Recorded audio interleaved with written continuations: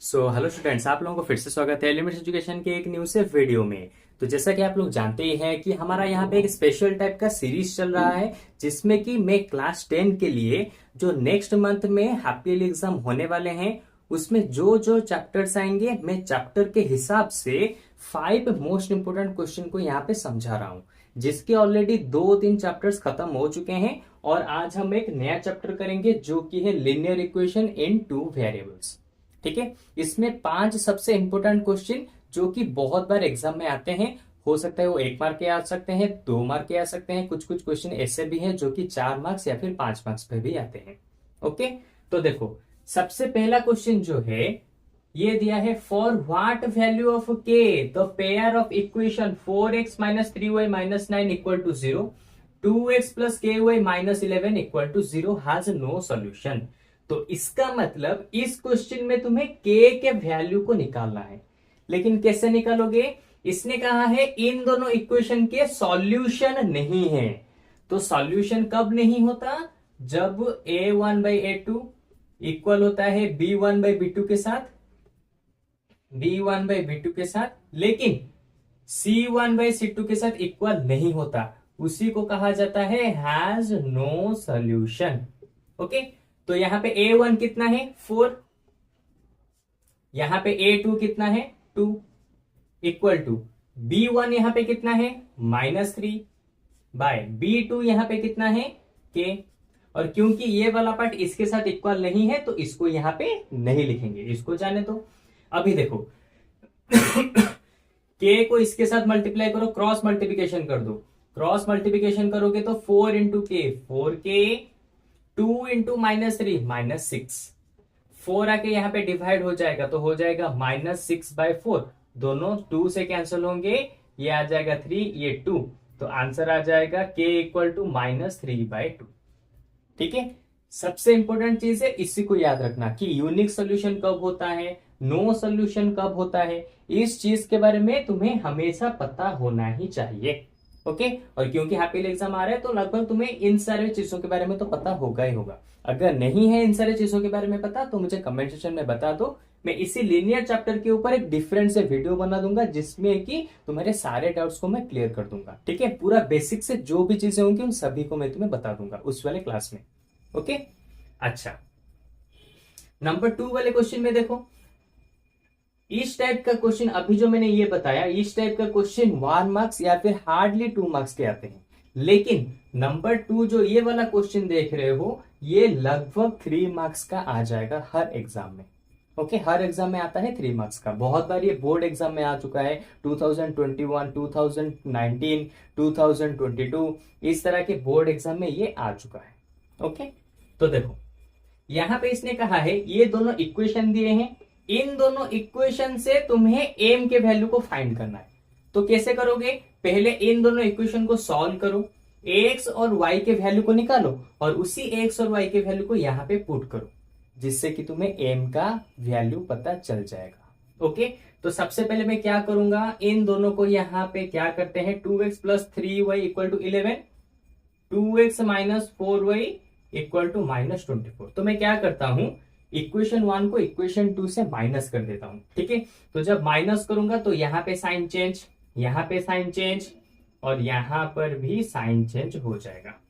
मैं यहां पे ऊपर नहीं लिख रहा हूं कि subtract equation 2 from the equation 1, इसीलिए नहीं लिख रहा हूं कि बहुत ज्यादा टाइम जाएगा, क्योंकि अभी तुम्हारे हैप्पी एग्जाम आने वाले हैं तो तुम्हें ऑलरेडी पता ही होगा कि किस प्रोसेस से करना है। मैं बस तुम्हें प्रोसेस का फॉर्मेट बताऊंगा कि किस तरह के क्वेश्चन आते हैं और कितने मार्क्स के आते हैं। उसके साथ मैं मतलब कि रफली तुम्हें समझा दूंगा कैसे आंसर को निकालना है। ओके, तो देखो, दोनों इक्वेशन को मैंने यहाँ पे माइनस किया तो यहाँ पे साइन चेंजेस हो गया, तो ये +2x, ये -2x, दोनों कैंसिल, 3y प्लस 4y आ जाएगा 7y,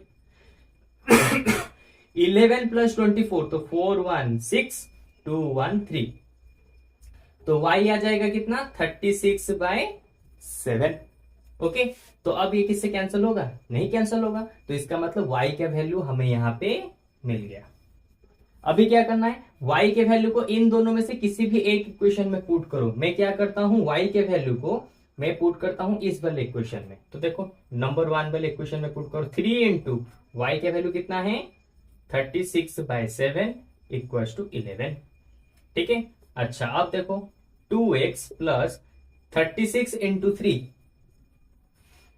6 3 is 18, 3 3 is 9 1 10, 108 divided by 7 equal to 11। तो 2x कितना हो जाएगा, ये वाला इस तरफ जाके माइनस हो जाएगा, तो 111 माइनस 108 डिवाइडेड बाय 7। ठीक है। 7 से इसको मल्टीप्लाई करो, हो जाएगा 77 माइनस 108 बाय 7। तो 108 से 7 को माइनस करेंगे, सॉरी 77 को माइनस करेंगे, 8 से 7 जाएगा तो 1, 10 से 7 जाएगा तो 33। ठीक है। तो ये आ गया कितना, 2x आ गया माइनस 31 डिवाइडेड बाय 7। ओके। और ये 2 यहाँ पे मल्टीप्लाई है, यहाँ पे आके डिवाइड हो जाएगा, तो यहाँ पे x का हमारा वैल्यू निकला 2 यहाँ पे डिवाइड होने के बाद माइनस 31 डिवाइडेड बाय 14। तो लो x का वैल्यू भी यहाँ पे निकल गया। अभी क्या करना है, k के वैल्यू को निकालना है, सॉरी m के वैल्यू को। सिंपल, यहाँ पे x और y के वैल्यू को पुट कर दो तो m का वैल्यू तुम्हें ऑटोमेटिक से मिल जाएगा। तो y कितना दिया है 36/7, m इंटू एक्स, तो m इंटू एक्स कितना दिया है माइनस 31/14 प्लस 3 इस तरफ आएगा तो क्या बन जाएगा -3। तो 36/7 -3 equal to minus m into minus 31 divided by 14।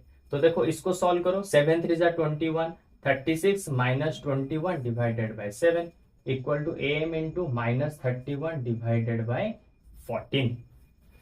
6 से 1 जाएगा तो बचा 5, 3 से 2 जाएगा तो 15, ये आ गया 7 m into minus 31 divided by 14। ठीक है।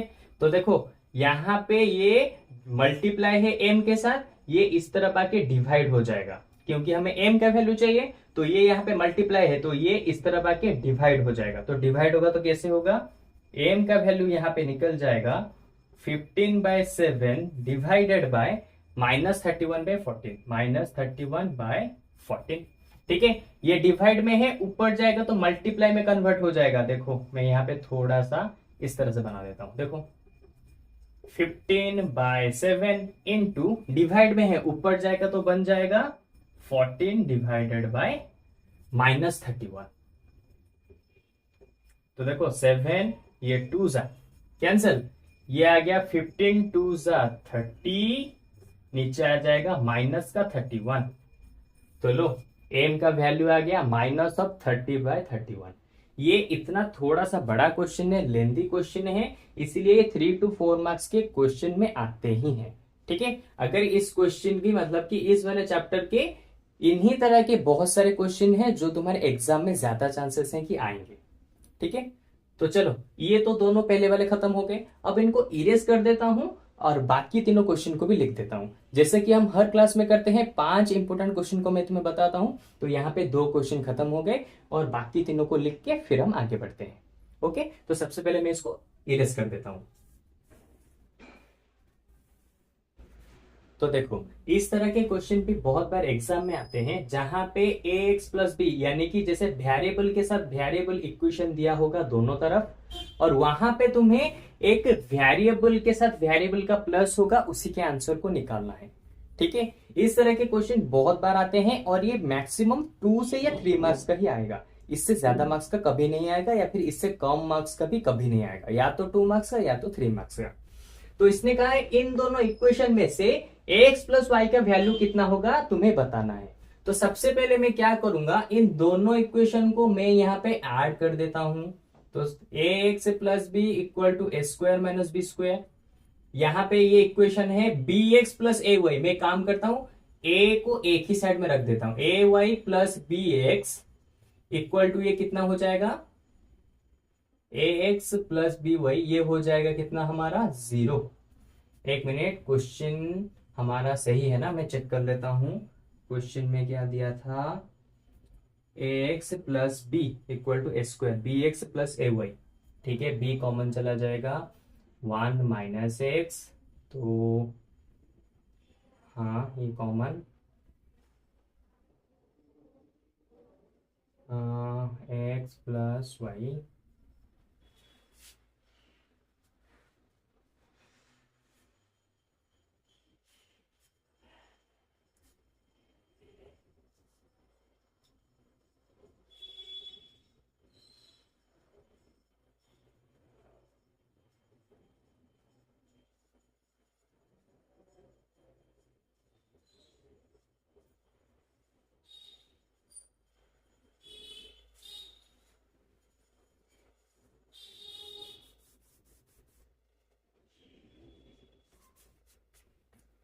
तो देखो इस तरह के क्वेश्चन हमारे बहुत बार एग्जाम में आते हैं, जहां पे इक्वेशन में कोई नंबर नहीं दिया होता, बस वेरिएबल्स होते हैं, और एंड में भी वो हमें पूछता है कि दोनों वेरिएबल्स का प्लस करने पे कितना होगा वो हमें बताओ। इस तरह के क्वेश्चन 2 मार्क्स या फिर 3 मार्क्स के आते हैं, इससे ज्यादा मार्क्स के नहीं आएंगे या फिर 2 मार्क्स के नीचे के नहीं आएंगे। ओके, क्योंकि ये थोड़ा सा समझने वाला क्वेश्चन है। तो मैं इन दोनों को पहले सॉल्व करूंगा और फिर जाके x प्लस वाई के वैल्यू को निकालूंगा। तो कैसे सॉल्व करना है? सिंपल, इन दोनों को यहाँ पे एडिशन कर दो, तो ये हो जाएगा ax plus B Y equal to A square minus B square. ठीक है, पहला वाला इक्वेशन। दूसरा वाला इक्वेशन को मैं यहाँ पे नीचे रखूंगा और एडिशन करूंगा, लेकिन ए वाई को पहले लिखूंगा। अरे एक ही चीज है ना, दोनों एडिशन में है, इसको मैं आगे इसको पीछे लिख सकता हूं। A Y plus B X equal to A square minus B square. Sorry, यहाँ पे तो जीरो है ना, तो जीरो। अब जबकि मैं एडिशन करूंगा तो यहाँ पे आ जाएगा A X plus A Y, यहाँ पे आ जाएगा B Y plus B X, और यहाँ पे आ जाएगा A square minus B square. तो इसमें से क्या कॉमन जा सकता है? ए कॉमन चला जाएगा तो बचा एक्स प्लस वाई, यहां से भी बी कॉमन चला जाएगा तो बचा X plus Y equal to A square minus B square. फिर देखो यहां पर इन दोनों में इस टोटल से क्या कॉमन जा सकता है? सिंपल, एक्स प्लस वाई दोनों तरफ है, तो दोनों तरफ से एक्स प्लस वाई कॉमन चले गए, और यहां पे कितने बचे? A plus B equal to A square minus B square. देखो एक्स प्लस वाई हमें चाहिए था, ये यहां पे आ गया। अब क्या करना है? सिंपल, एक्स प्लस वाई रहा, इसको इस तरफ लाके डिवाइड कर देंगे, लेकिन डिवाइड करने से पहले देखो ए स्क्वायर माइनस बी स्क्वायर का एक फॉर्मूला होता है। वो फॉर्मूला क्या है? ए स्क्वायर माइनस बी स्क्वायर को मैं लिख सकता हूं ए प्लस बी इंटू ए माइनस बी, और सिंपली ये वाला पार्ट नीचे आके यहाँ पे डिवाइड हो जाएगा। तो देखो यहाँ पे a प्लस बी, यहाँ पे a प्लस डी, दोनों कैंसिल हो गए, और यहाँ पे कितना बचा? a minus B. ठीक है, तो इस तरह से हमने x प्लस वाई के वैल्यू को यहां से निकाल दिया। देखा कितना सिंपल क्वेश्चन था, बस तुम्हारे प्रैक्टिस के ऊपर डिपेंड करता है कि तुम कैसे इसको सॉल्व करते हो। ओके, फिर देखो यहां पे दिया है दो इक्वेशन, और इस दोनों इक्वेशन को तुम्हें सब्स्टिट्यूशन मेथड से सॉल्व करना है। ये भी 3 मार्क का 4 मार्क का क्वेश्चन है। ठीक है, तुम्हें elimination method, cross multiplication method, substitution method, इनके बारे में तो पता ही होगा। इन तीनों को लेकर भी इंपॉर्टेंट क्वेश्चन आते हैं। मैं बस एक को समझा रहा हूं जो कि है सब्स्टिट्यूशन मेथड, क्योंकि ये थोड़ा सा लेंदी होता है, इसलिए इसके आने के चांसेस थोड़ा सा ज्यादा बढ़ जाते हैं। ओके, तो देखो ये है इक्वेशन 1, ये है इक्वेशन 2। तो सबसे पहले मैं क्या करूंगा, इक्वेशन 1 में से x का कुछ वैल्यू निकालूंगा, ठीक है, और उसको पुट कर दूंगा इक्वेशन 2 में। तो देखो x plus Y equal to 14 equation 2 में दिया है, y को इस तरफ ले जाओ तो y इस तरफ जाएगा तो 14 माइनस वाई। तो अब क्या करना है, put value of x in equation 2। Equation 2 में x के वैल्यू को पुट करो, तो यहां पे है x minus Y equal to 4, तो x की जगह पे इसको पुट करो, जो कि होगा 14 माइनस वाई इक्वल टू 4। ठीक है, अब देखो क्या होगा, 14 रहेगा, minus Y minus 2y equal to 4। 14 इस तरफ चला जाएगा तो माइनस हो जाएगा, यानी कि 4 माइनस 14। ठीक है, तो ये हो गया 4 माइनस 14। तो यहाँ पे अभी क्या आ जाएगा, माइनस 2y इक्वल टू 4 से 14 जाएगा तो बचा minus 10, minus minus cancel, y ये 2 यहाँ पे मल्टीप्लाई इस तरफ आके ये डिवाइड हो जाएगा, यानी कि 10/2 यानी कि 5। देखा, y का वैल्यू हमने यहाँ पे निकाल दिया। अभी बस x का वैल्यू चाहिए, सिंपली हम निकाल सकते हैं। y को वैल्यू या तो यहाँ पे डालो या तो यहाँ पे डालो, कहीं पर भी डालो, x का वैल्यू सही आएगा और निकल भी जाएगा। Put y in equation 1। Equation 1 में हम पुट करेंगे, यहां पे क्या दिया है, यहां पे करते हैं x plus Y equal to 14, y का वैल्यू है 5 इक्वल टू 14, x हो जाएगा 14 माइनस 5, x का वैल्यू आ जाएगा कितना, 9। तो लो y का और x के दोनों के वैल्यूज को हमने यहाँ पे सब्स्टिट्यूशन मेथड की मदद से निकाल दिए। बहुत ही सिंपल था। और तुम्हें इन सारे मेथड्स के बारे में पता होना ही चाहिए। Substitution method, elimination method, cross multiplication method, इन सभी के बारे में पता होगा तभी जाके तुम इस तरह के क्वेश्चन को कर पाओगे। ओके, तो चलो अभी हम लास्ट वाला क्वेश्चन करेंगे जो कि होगा इसी लीनियर इक्वेशन के ऊपर एक वर्ड प्रॉब्लम। ऐसे तो देखा जाए वर्ड प्रॉब्लम इसके ऊपर बहुत सारे हैं, लेकिन एक रेक्टेंगल वाला वर्ड प्रॉब्लम है जो कि बहुत बार मैं देख चुका हूं कि तुम्हारे बोर्ड एग्जाम में आते हैं। इसीलिए मैं उसी क्वेश्चन को यहाँ पे प्रैक्टिस कराऊंगा, क्योंकि हो सकता है कि मैं भी तुम्हारे इस वाले हाफ ईयरली एग्जाम में वो वाला क्वेश्चन आ जाए। ओके, तो सबसे पहले मैं इसको इरेज कर देता हूं। देखो ये वाला क्वेश्चन एक वर्ड प्रॉब्लम है जो कि बहुत बार तुम्हारे बोर्ड एग्जाम में आ चुका है, यानी कि इसी टाइप का क्वेश्चन। ठीक है, जिसमें कि उसने कुछ विड्थ और लेंथ को लेके कंडीशन दिया होगा और यहां से तुम्हें उसके विड्थ, एक्चुअल विड्थ और लेंथ कितना होगा उसको तुम्हें निकालना है। और ये वाला क्वेश्चन आराम से 5 मार्क्स के 4 मार्क्स के आ जाएंगे, क्योंकि बहुत ज्यादा इसमें लिखना भी होता है और बहुत ज्यादा समझने के लिए भी इसको पड़ता है, तभी जाके इसको कर सकते हो। ओके, तो देखो इसने सबसे पहले कहा है half the perimeter of a rectangular garden whose length is 4 metre more than its width is 36 metre. यानी कि इसने कहा है कि अगर तुम्हारे पास एक रेक्टेंगुलर फील्ड है, उसका जब तुम पेरीमीटर को हाफ करते हो, ठीक है, डिवाइडेड बाय 2 करते हो, तो वहां पे तुम्हें 36 मीटर मिलता है। ओके, फिर उसने कहा है इसका लेंथ जो होगा उसके विड्थ से 4 मीटर ज्यादा बड़ा होगा। तो मैं लेट करके मान लेता हूं इसका विड्थ होगा कितना, x, और इसका लेंथ कितना हो जाएगा, यहां पे उसने दिया है ना, विड्थ जितना होता है उससे 4 मीटर ज्यादा बड़ा होता है हमारा लेंथ। तो दोनों को लिख दिया। फिर उसने क्या दिया था, अकॉर्डिंग टू क्वेश्चन, इसको तुम्हें फुल फॉर्म में लिखना है, अकॉर्डिंग टू क्वेश्चन, ठीक है, पेरीमीटर का आधा करोगे वो किसके साथ इक्वल होगा, 36 मीटर के साथ इक्वल होगा। तो पेरीमीटर कैसे निकलता है रेक्टेंगुलर फील्ड का, 2 into length plus breadth divided by 2 equal to 36। तो 2 2 कैंसल, लेंथ यहां पे कितना है x प्लस 4 प्लस ब्रेड्थ यहां पे कितना है x equal to 36। x plus x 2x, ये हो जाएगा 36 और ये 4 प्लस में था, इस तरह बाकी माइनस हो जाएगा। तो 2x इक्वल टू आ गया 32 और x 2 यहां पे आके डिवाइड हो जाएगा यानी कि 16। तो लो अगर x यहां पे 16 निकला तो विड्थ हमारा हो गया कितना 16 और लेंथ हमारा हो जाएगा कितना, लेंथ हमारा यहां पे हो जाएगा x प्लस 4 यानी कि 16 प्लस 4 यानी कि 20 मीटर। तो उसने एंड में कहा भी था फाइंड द डायमेंशन।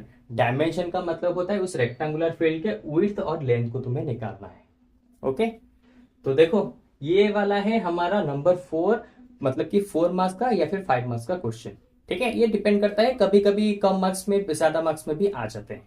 ओके, लेकिन इस तरह के क्वेश्चन को तुम तभी समझ पाओगे, तभी कर पाओगे जब इस चैप्टर को अच्छे से समझे। लेकिन फिर भी अगर इस चैप्टर के ऊपर तुम्हारा कुछ भी डाउट है तो सिंपली हमारे वेबसाइट के ऊपर जाओ, वहां पे हमारे फ्री लाइव क्लासेस को ज्वाइन कर लो, जहां पे मैं तुम्हारे साथ डायरेक्टली बात करके तुम्हारे सारे के सारे डाउट्स को क्लियर कराऊंगा। ओके, तो चलो आज की क्लास में बस इतना ही। मुझे लगता है कि ये 5 इंपोर्टेंट क्वेश्चन तुम अब बहुत अच्छे से समझ चुके होगे। ठीक है, तो चलो अब हम लोग मिलेंगे इसके जस्ट एक न्यू से क्लास में। तुम्हारे हैप्पी ईयरली एग्जाम में और कौन सा न्यू चैप्टर आने वाला है उसके ऊपर मैं 5 इंपोर्टेंट क्वेश्चन उस चैप्टर का भी बताऊंगा। ठीक है, और इसी तरह से तुम्हारे हैप्पी ईयरली कोर्स में जितने भी चैप्टर्स होंगे उनके सारे इंपोर्टेंट्स को मैं इसी तरह से डिस्कस करा दूंगा, ताकि तुम्हारा हैप्पी ईयरली एग्जाम बिल्कुल भी खराब ना हो। ओके, तो चलो बाय बाय।